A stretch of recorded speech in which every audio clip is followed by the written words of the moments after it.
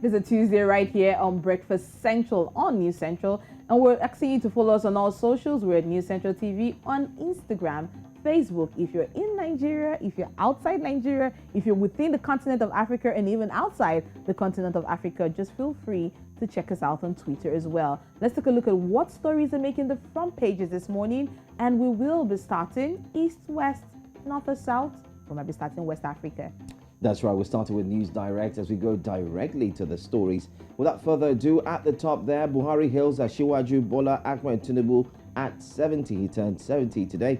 Well, another story there also says agency seeks NCC's collaboration on development of satellite towns. Textile artists set to organize third edition of Artist Hangout in Ibadan. Well, that's also news making the papers, the front pages, by the way. But that's not all. Let's take a look at the gigantic one, the big one, the front page. Despite Ghana's positive growth, FG, that's federal government, blames global economic meltdown for Nigeria's decline.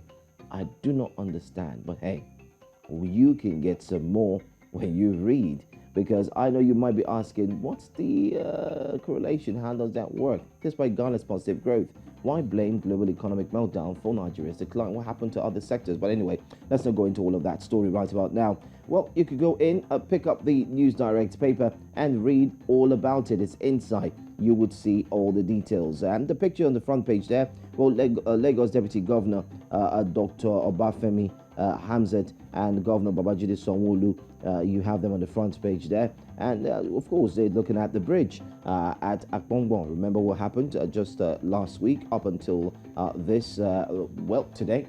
Anyway, go read it up and find out some more. Let's take you to the Daily Monitor in Uganda this morning. It says here, Dolo apologizes to Kabaka over attack.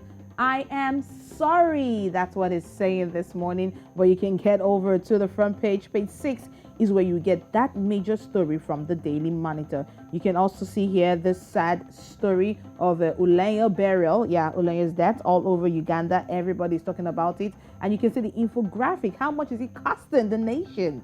2.5 whooping billion shillings. That's what it's saying here. You can see the breakdown of the money, where what is going to, how much is going to cost for each of these sections. Well, you need to head over to the Daily Monitor. That is a lot of money. On pages 8 and 9, over 13,000 Congolese refugees flee to Uganda. More details from the Daily Monitor.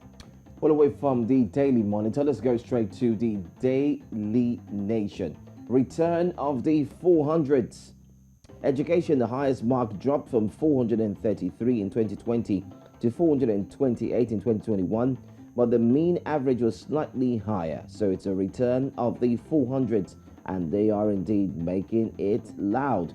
Top girl, Ashley Kerubo Momanyi, a Makini school in Kubos, Kisumu. You have on the front page there. Yes, you can see that girl to the right.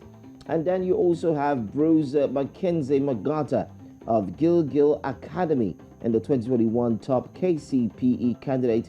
That's who he is. After scoring 428 marks, he is seen here celebrating with his family and friends at the home in, of course, yesterday. He hosted John Alliance High School for his secondary education.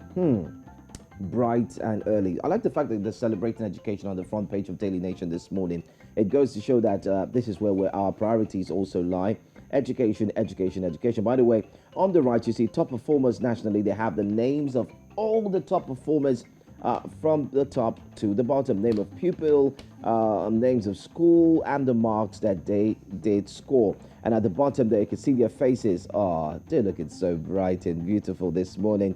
426, 425, 424. You could go ahead and start listing them here and there. This is indeed worthy of commendation and celebration, and we celebrate with these young ones, not just on the front page, but of course right here on News Central. All right, let's wrap up the papers this morning with a look at the Namibian this morning. That Now paper talks about critics roast Dubai treasure hunt.